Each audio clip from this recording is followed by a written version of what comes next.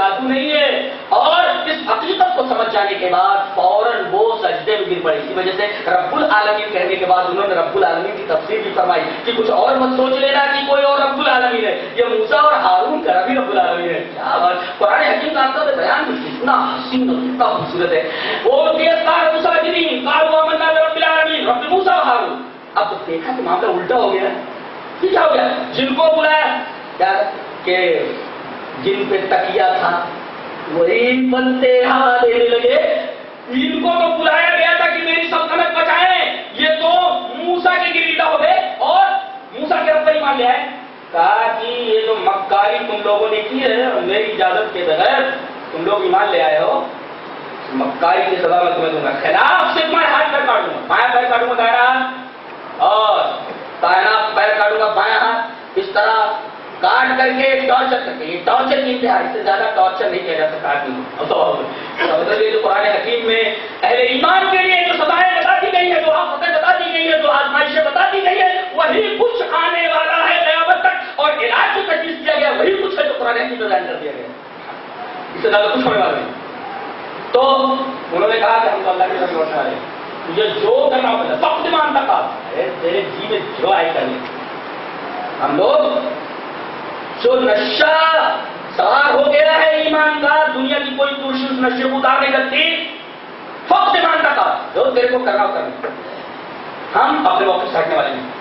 اور تو ہمیں اس وجہ سے سزا دے رہا ہے. ہماری خطا کیا ہے؟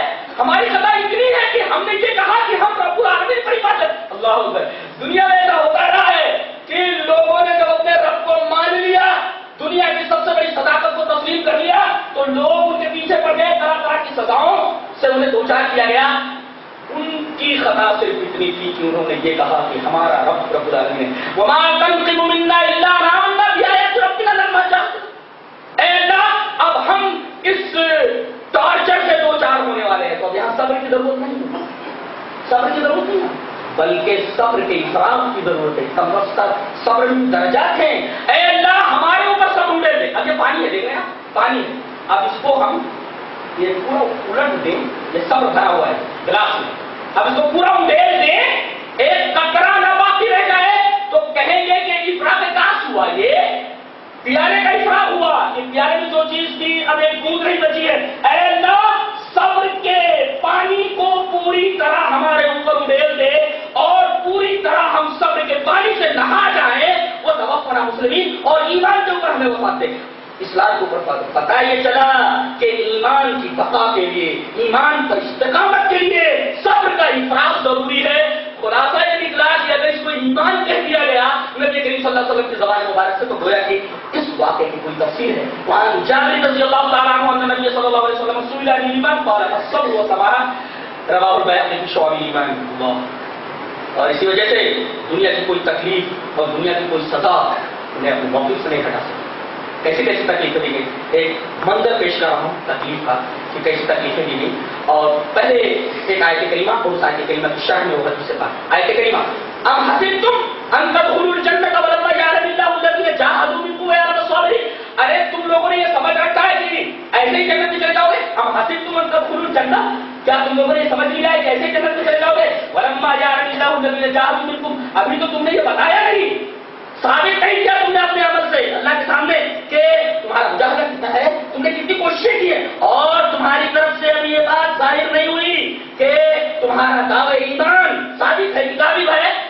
ہم نے یہ نہیں جانا, اللہ کے سامنے تم نے یہ نہیں پیش کیا کہ صابر کون ہے. اس کا مطلب یہ ہوا کہ جنت میں صابر داخل ہوں گے. صبر یہ جنت کی کنجی ہے, آدمی صبر کے بغیر جنت میں نہیں داخل ہو سکتا. جی, تو یہ آیت کریمہ ہے جس سے پتہ یہ چلا کہ جنت میں ایسے ہی نہیں داخل ہو سکتے جب تک صبر نہ کرو. اس کا مطلب جنت میں داخل ہونے کے لیے دخول جنت کے لیے صبر ضروری ہے. یہ دو آیت کریمہ. حدیث وعن ابن اسحاق قال فحدثني رجال من آل عمار بن ياسر أن سمية أم عمار أدبها هذا الحج من بني المغيرة على الإسلام وهي تأبى حتى قتلوها. وكان النبي صلى الله عليه وسلم يمر بعمار وأمه وأبيه وهم يعذبون بالأقطع في رمضان مكة فيقول صبرا يا آل ياسر فإن موعدكم الجنہ رواه البيهقي في شعب الإيمان. حضرت امام البيهقي اس پوری حدیث کو ایسے شعب الإیمان کے اندر لائے. راوی حضرت ابن اسحاق ہیں، وہ کہتے ہیں کہ عمار ابن یاسر کی اولاد میں سے کچھ لوگوں نے مجھے بتایا کہ ان کے پورے خاندان والے کو بیٹا ہے، باپ ہے، ماں ہے، بیٹے کے سامنے ماں کو اذیت دے کر کے مار ڈالا گیا، باپ کو تڑپا تڑپا کر کے مار ڈالا گیا، ان کو بھی طرح طرح کی ایذاؤں سے دوچار کیا گیا. ایک بیٹے نے اپنی ماں کو اپنے سامنے تڑپ تڑپ کرتے ہوئے شہید ہوتے دیکھا ہے. ایک بیٹے نے اپنے باپ کو تڑپ تڑپ کر کے ایمان کے لیے جان دیتے ہوئے دیکھا ہے. اور نبی کریم صلی اللہ علیہ وسلم ان کے پاس سے جب گزرتے عمار کے پاس سے، ان کی ماں کے پاس سے، ان کے باپ کے پاس سے، وہ گان نبی صلی اللہ علیہ وسلم یمر بعمار وامہ وابی، عمار کے پاس سے گزرتے، ان کے باپ کے پاس سے گزرتے، ان کی ماں کے پاس سے گزرتے، اور ہم یعذبون بالابتہ، مقام ابتہ کے اندر جہاں کنکریاں وغیرہ ہوتی تھی وہاں پر ان کو عذاب کیا جاتا تھا، تکلیفیں پہنچائی جاتی تھی، گرمی کا عالم ہوتا تھا فی رمضان مکہ، اور طرح طرح کے عذابات میں انہیں مبتلا کیا جا رہا تھا. اور یہ تو ایک منظر تھا، تمام صحابہ کرام کا معاملہ یہی تھا. وہ دور ایسا تھا کہ آپ کہہ سکتے ہیں کہ مکہ کی پوری فضا سائبیریا کا میدان یا ابو زابل کا قید خانہ بن چکا تھا، جہاں قیدیوں کی چیخوں، سسکیوں اور آنکھوں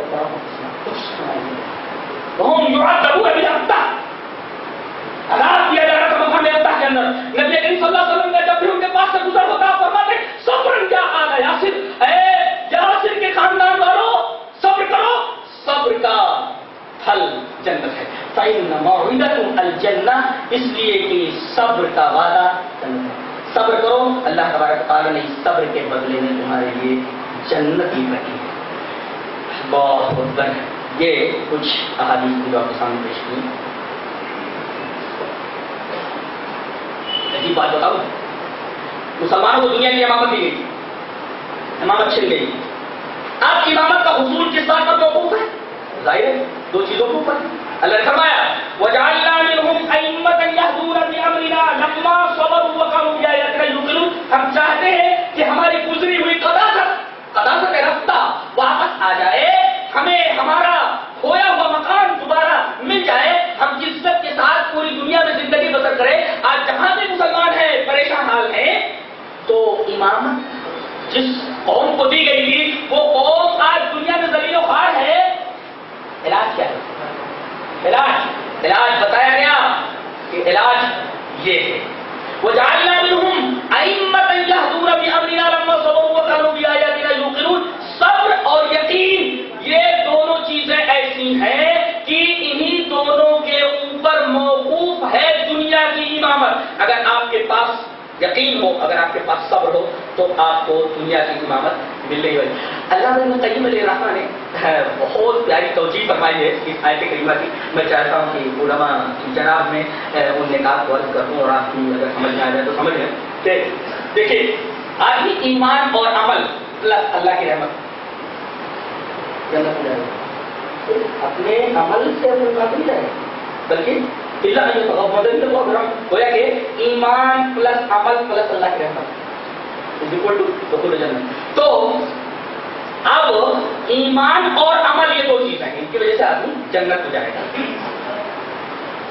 اور آپ کو معلوم ہے کہ شبہات سے ایمان خراب ہو جاتا ہے اور خواہشات سے اعمال خراب ہو جاتے ہیں. اب خواہشات سے لڑنا ہے تو صبر ضروری ہے اور شبہات سے لڑنا ہے تو یقین ضروری ہے. وَجَعَلْنَا مِنْهُمْ أَئِمَّةً يَهْدُونَ بِأَمْرِنَا لَمَّا صَبَرُوا وَكَانُوا بِآيَاتِنَا يُوقِنُونَ. یہ نقطہ بتایا بڑے لوگ ابن قیم علیہ الرحمہ. اللہ تبارک و تعالیٰ نے شیطان کو، حضرت علامہ ابن تیمیہ اور حضرت علامہ ابن قیم کو قرآن کا جو فہم اور حدیث کا جو فہم عطا فرمایا تھا، ان کی کتابیں پڑھنے کے بعد ان کی کتابوں کا میں بہت شیطانی اور پیچیدہ ہوں. میں پریشان ہو جاتا ہوں کہ اللہ تبارک و تعالیٰ نے کیسے کیسے نکات اور اسرار ان کے ذہنوں کے اوپر کھولے اور انہوں نے امت محمدیہ کو نکات سے بیان کروایا. وَجَعَلْنَا مِنْهُمْ أَئِمَّةً يَهْدُونَ بِأَمْرِنَا لَمَّا صَبَرُوا. خواہشات بہت خطرناک چیزیں ہوتی ہیں اور شبہات یہ ایمان کے منافی اور خواہشات یہ اعمال کے منافی. اور ایمان اور عمل سے آدمی جنت میں جائے گا تو شبہات گڑبڑی پیدا کرتے ایمان میں اور خواہشات پیدا کرتی گڑبڑی اعمال میں. غالب بالکل کر صحیح تھا خواہشوں کا کیا ہے؟ اب یہ خواہش پوری نہیں ہوئی تو دوسری خواہش پر اٹھائی کری رہتی ہے. ہزاروں خواہشیں ایسی کہ ہر خواہش میں دم نکلے، بہت نکلے میرے یار، لیکن پھر بھی کم نکلے. خواہشوں کا کیا ہے؟ خواہش پوری نہیں ہوئی تو دوسری خواہش پر اٹھائی کری ہو جاتی ہے. تو خواہشات سے اثر پڑتا ہے اعمال کے اوپر اور شبہات سے اثر پڑتا ہے ایمان کے اوپر. لہذا خواہشات کو دفع کرنا ہے صبر کے ساتھ اور یقین سے دفع کرنا ہے. اور امامت موقوف ہے صبر اور یقین پر. وجعلنا منهم ائمة يهدون بأمرنا لما صبروا وكانوا بآياتنا. جی چاہتا ہے کہ ایک اور آیت کریمہ آپ کے سامنے پیش کروں اور ایک سر آپ کے سامنے پیش کروں. آیت کریمہ کا اللہ نے کہا ہے فاصبر ان وعد اللہ حق ولا يستخفنك الذين لا يوقنون. آپ صبر کیجئے اے میرے حبیب، اے میرے رسول آپ صبر فرمائیے، بے شک اللہ تبارک و تعالیٰ کا وعدہ سچا ہے. کیا کا وعدہ یہ ہے کہ صبر کرنے والوں ہی کو ملنے والا ہے اچھا موعد اور اچھا انجام. اور جو مصیبتیں آتی ہیں یہ در حقیقت ہمیں سدھارنے کے لیے، سنورنے کے لیے آتی ہیں. اس سے پریشان نہیں ہونا چاہیے، بلکہ مصیبت آئے تو صبر کریے، اس کے لیے کر کو مووی کمانا. ہماری پیشے اس طرح بہت پیارا ہے چاہتا اہل دین کو ہے طوفان حوادث مکتب. اہل دین کو ہے طوفان حوادث مکتب. لطمہ موج کا مسئلہ یہ استاد نہیں. That are sweet for the users of adversity, for those with sensitive nature. They learn as if at school, they profit from contention. بولتا ہے کہ انسانوں کے اوپر جو پریشانیاں آتی ہیں در حقیقت یہ پریشانیاں مکتب ہیں. ایک طرف مصیبتوں کے تھکیڑے ہیں اور دوسری طرف استاد کا تماچا. جس طرح صحیح بات ہے، صحیح ہے استاد کا تماچا آدمی کو سیدھا راستہ دکھاتا. مجھے ایک لطیفہ یاد آیا. وہ ایک صاحب تھے ملیریا ڈاکٹر تھے، وہ ہمارے گاؤں میں آتے تھے، میرے گھر پر بیٹھتے ہوتے تھے. تو لڑکا ذرا نافرمان تھا تو انہوں نے کہہ دیا تھا جب تک میں زندہ رہوں میرے گھر میں نہیں آتا. لیکن ماں بیچاری روتی رہتی تھی، ماں ہوتی ہے روتی رہتی تھی. تو انہوں نے آ کر کے بیان کرنا شروع کر دیا کہ وہ بدماش ہوتا ہے. میری والدہ نے کہا کہ ایسا ہے ماں کا دل رکھنے کے لیے ماں ہوتی ہے. اب آپ نے فیصلہ کر دیا کہ بچہ نہ آئے، ماں کے دل پر کیا گزرتی ہوگی؟ ماں کے قدموں کے نیچے جنت ہے. میری ماں نے پڑھی لکھی نہیں ہے. تو انہوں نے کہا کہ میں نے تو یہ سنا ہے کہ ماں کے قدموں کے نیچے جنت ہے اور ماں سے دور کر رہے ہیں بچے کو. کہا لیکن آپ کا ڈنڈا جنت کا راستہ دکھاتا ہے. ٹھیک ہے، ماں کے قدموں کے نیچے جنت ہے، مگر باپ کا سوٹا، باپ کا عصا تو جنت کی طرف جانے کا راستہ. یہ بہت اہم بات ہے. تو ایک طرف ہے لطمہ موج، طوفان حوادث کے تھپیڑے، اور دوسری طرف سے یہ استاد. تو جو مصیبتیں آتی ہیں در حقیقت مصیبتوں کا یہ جو لطمہ ہوتا ہے اور یہ پریشانیوں کا جو تھپیڑا ہوتا ہے در حقیقت یہ صحیح استاد ہے، استاد کا تھپڑ ہے. جس طرح استاد کا تھپڑ شاگرد کو، طالب علم کو ایک سیدھا راستہ دکھاتا ہے، سنورنے کا راستہ دکھاتا ہے، ایسے ہی پریشانیاں اہل دینش کے لیے مقصد کے حیثیت رکھتی ہیں. یوزز آف دا ایڈورسٹی کہتے ہیں ابتلا کو. اور یوز کا مطلب ہم لوگ عام طور پر کیا سمجھتے ہیں؟ یوز کا مطلب استعمال کرو، یوز اینڈ تھرو. یہاں یوز کا مطلب پھینکنا نہیں ہے، استعمال کرنا نہیں ہے، بلکہ یوز کا مطلب ہوتا ہے نتیجہ، ثمرہ. جو لوگ انگریزی زبان کے اپس اینڈ ڈاؤن سے واقف ہیں وہ اس حقیقت کو سمجھتے ہیں. یوزز آف ایڈورسٹی یعنی ابتلا کے جو ثمرات ہوتے ہیں اور ابتلا کے جو فوائد ہوتے ہیں. ظاہر ہے کہ یہ لطمہ موج در حقیقت صحیح سے استاد ہے. تو پریشانی آئے تو انسان کو صبر کرنا چاہیے، اس لیے کہ اس صبر کی وجہ سے اللہ تبارک و تعالی مستقبل میں نہ جانے کیا کیا آسانیاں صابرین کے لیے رکھتا ہے.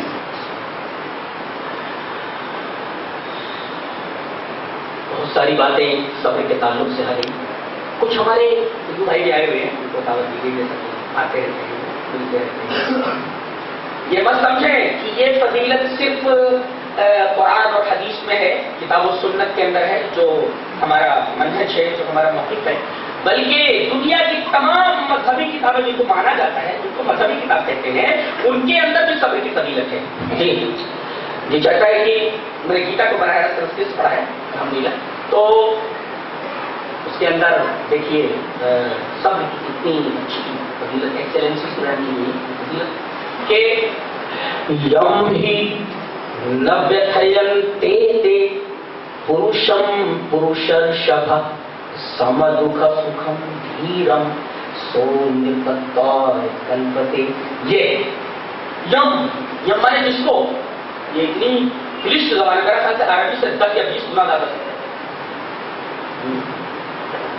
یم کو سمجھنے کے لیے کیا ورڈ یاد ہونا 3 مہینے میں صرف جو کا مطلب یاد ہونا. جو یا جو یہ یم جو یان ہے یا بیا یہ اس میں یا بیا میں اس بات یا بیا میں سے ویشا میں یم کو جاننے کے لیے کیا سے حال ہے جب جس کو جس اور ہی اس لیے کہ جس کو دکھ اور سکھ کرنا اور گرنا یہ نویتھینتے تھے یہ دونوں اس کو ویاکل نہیں کرتے پریشان نہیں کرتے.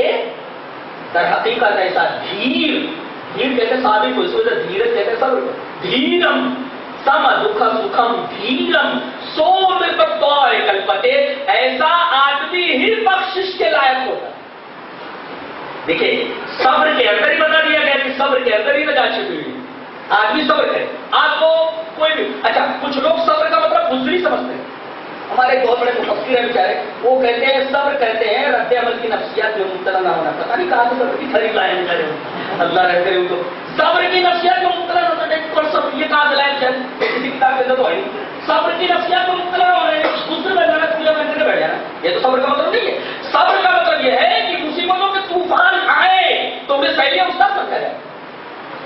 یہ ہے صبر کا مطلب. صبر کا مطلب رد عمل کی نفسیات میں مبتلا نہ ہونا. یہ صبر کی غلط تعریف ہے جس کو کوئی بھی اہل دینش اس کو صحیح قرار نہیں دے سکتا. تو اس کتاب کے اندر دیکھیے یہ بات کہی گئی ہے کہ آدمی کے اوپر جب کوئی پریشانی آئے یا کوئی چیز ابل پڑے فساد کی شکل میں تو کسی بھی مذہب کا آدمی ہو فوراً آگ سے نہیں چڑھانی بلکہ حالات کے مقتضیات کو سامنے رکھ کر کے ایک نتیجے پر پہنچے. اگر فوراً آدمی ایکشن لے لے تو یہ استعجال ہے ممانعت کی گئی ہے. اس لیے کہ اللہ کی ایک صفت صبور ہے اور علامہ ابن قیم رحمہ اللہ نے اس کی تعریف دیکھی. اللہ صبور ہے الذی لا یعاجل العصاة بالانتقام کہ اللہ کی جو صفت صبور ہے اس کا مطلب یہ ہے کہ گنہگار کو جلدی پکڑتا نہیں گنہگار سے جلدی انتقام نہیں لیتا. اور ایک نکتہ بڑا عجیب بیان فرمایا کہ یہ صبور جو ہے اللہ کی صفت یہ اس کی صفت حلیم سے قریب کر عجیب نکتہ ہے. صفت حلیم سے قریب کر کیسے بتایا انہوں نے کہ صبور کے اندر عاصی جو ہوتا ہے نافرمان یہ اللہ کی سزا سے معمول نہیں ہوتا لیکن حلیم جس کے ساتھ علم ہو وہاں سزا سے اپنے آپ کو معمول سمجھتا ہے. یہ فرق ہے باری علم کے اندر اللہ کی صفت حلیمی میں اور اللہ کی صفت صبوری کے اندر. اس وجہ سے اللہ تبارک و تعالیٰ کی ایک صفت صبور آئی ہے. اللہ بہت بڑا صابر ہے بلکہ صبر کی ساری کیٹیگری صبر کے سارے درجات اس کے اوپر ختم ہو گئے ہیں جیسا کہ نبی کریم صلی اللہ علیہ وسلم کی اس حدیث کے اندر بیان فرمایا گیا ہے. اور یہ محاورہ تو آپ جانتے ہی رہتے ہیں نو پینس نو گینس. اگر آپ پین نہیں برداشت کرتے تو آپ کوئی چیز گین نہیں کر سکتے. وہ ہے کہ گین منحصر ہے پین کے اوپر.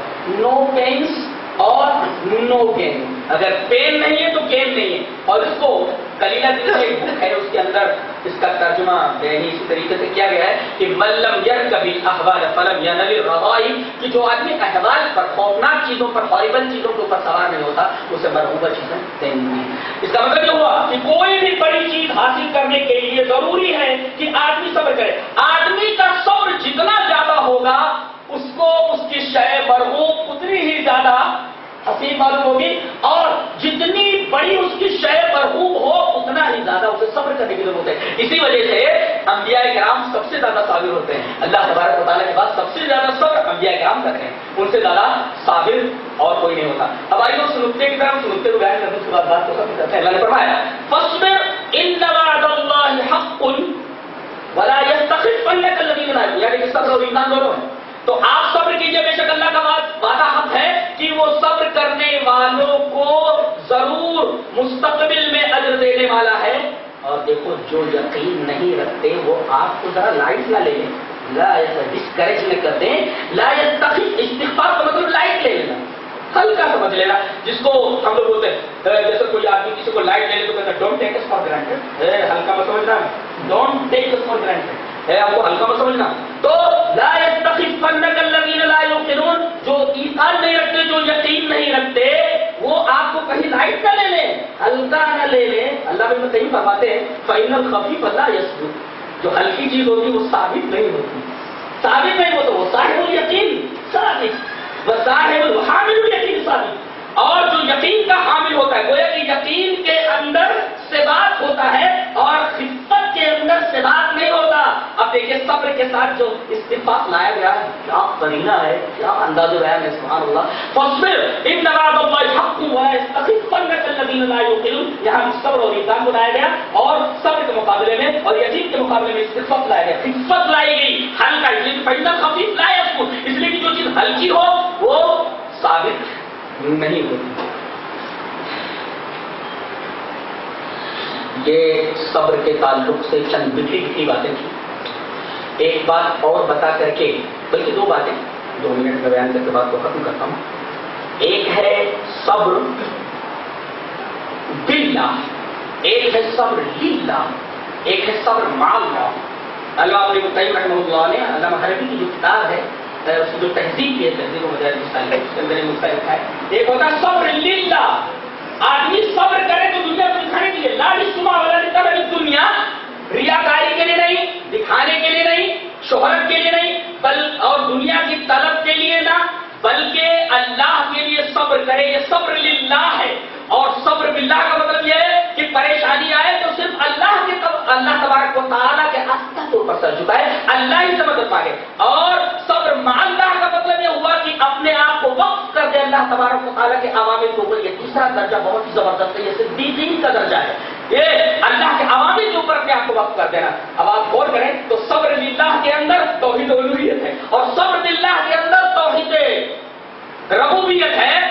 اور اسی طریقے سے آپ دیکھیں کہ صبر مع اللہ کے اندر توحید اسماء و صفات. جی چاہتا ہے کہ آیت کریمہ آپ کے سامنے پیش کر دوں جس کے اندر توحید کے تینوں قسمیں آ گئی ہیں. اللہ نے فرمایا رب السماوات والارض وما بینہما فاعبدہ واصطبر لعبادتہ هل تعلم له سمیا، کہ وہ تمام زمین اور آسمانوں کا اور آسمان اور زمین کے مابین جو چیزیں ہر ایک کا رب ہے، فاعبدہ واصطبر لعبادتہ، اللہ تعالیٰ کی عبادت کرو اور اس کی عبادت کے اوپر صابر ہو جاؤ. هل تعلم له سمیا، کیا اس کو ہم نام جانتے ہو؟ اب دیکھیں رب السماوات والارض وما بینہما توحید ربوبیت اور فاعبدہ واصطبر لعبادتہ توحید الوہیت اور هل تعلم له سمیا کے اندر توحید اسماء و صفات. اللہ اکبر. اس آیت کریمہ کے اندر تینوں توحیدوں کو، توحید کی تینوں اقسام کو ایک ساتھ بیان فرما دیا گیا ہے. تو ایک ہے توحید باللہ، ایک ہے توحید مع اللہ، ایک ہے توحید للہ. اللہ ابن قیم نے ایک اور عجیب نکتہ بیان کیا ہے کہ صبر اگر انسان کی خواہش کے اوپر غالب ہو جائے، صبر اگر انسان کی خواہش کے اوپر غالب ہو جائے تو التحق بالملائکہ، ملائکہ کے سب میں آ جائے. اور اگر الٹا ہو جائے یعنی خواہش صبر کے اوپر غالب ہو جائے التحق بالشیاطین. اور اگر آدمی کی طبیعت یعنی کھانے پینے جمع اور شہوت کی یہ جو خواہشیں ہیں یہ غالب آ جائے صبر کے اوپر التحق بالبہائم، تو جانور بن جاتا ہے. اس کا مطلب یہ ہوا صبر متعین کرتا ہے کہ کس آدمی کو ملائکہ کے سب میں داخل ہو رہا ہے. صبر یہ متعین کرتا ہے کہ کس انسان کو شیاطین کی صف میں جانا ہے، اور صبر یہ متعین کرتا ہے کہ اس شخص کو بہائم کی صف میں جانا ہے، جانوروں کی صف میں جانا ہے. تو یہ صبر کے اوپر چند بہترین باتیں تھیں. اللہ تبارک و تعالیٰ ہمیں نیک عمل اور اچھی سمجھ کو عطا فرمائے.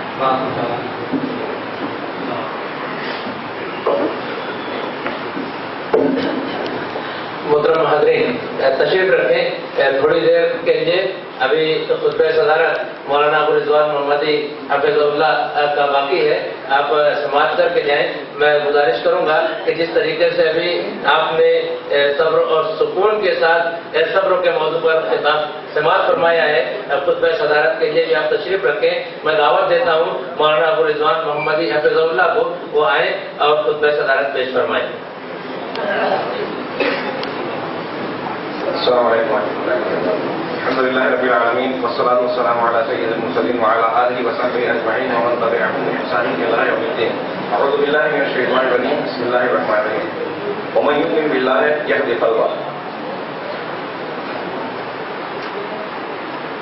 برادر محترم اور صدیق مکرم فضیلت شیخ جلال الدین قاسمی حفظہ اللہ، جمعیت اہل حدیث مہاراشٹر کے امیر محترم، جمعیت اہل حدیث مالیگاؤں کے امیر محترم، دیگر ذمہ داران جمعیت، علماء کرام، بزرگوں اور بھائیوں،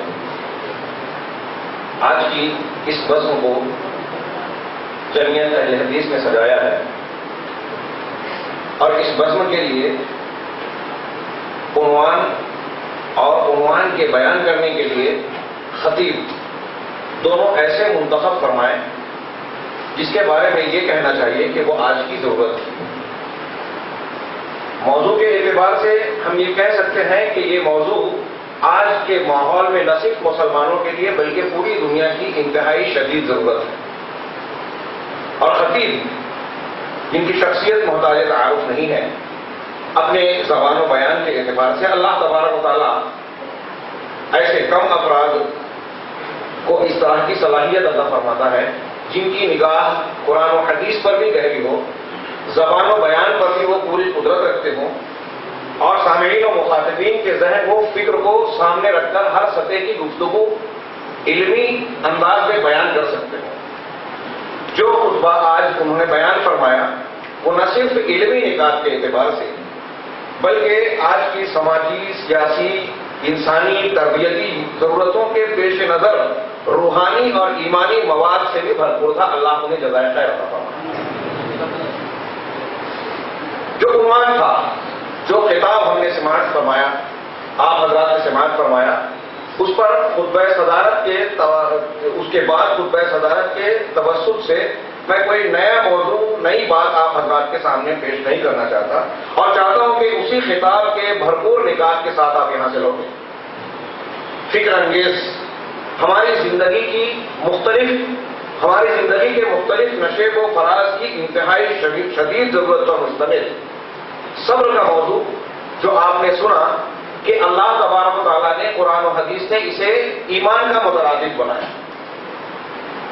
شاید شیخ کو موقع ملتا تو اور بھی استدلالات کرتے۔ سورہ ہود میں اللہ تبارک و تعالیٰ نے اِلَّا الَّذِينَ صَبَرُوا وَعَمِلُوا الصَّالِحَاتِ کہا، جس سے اہل علم نے مستنبط فرمایا کہ جس طرح قرآن میں جا بجا اِلَّا الَّذِينَ آمَنُوا وَعَمِلُوا الصَّالِحَاتِ کہا، ویسے سورہ ہود میں ایک سیاق میں یہ فرمایا کہ جن لوگوں نے صبر کیا اور عمل صالح کیا ان کا ایسا ایسا معاملہ ہوگا۔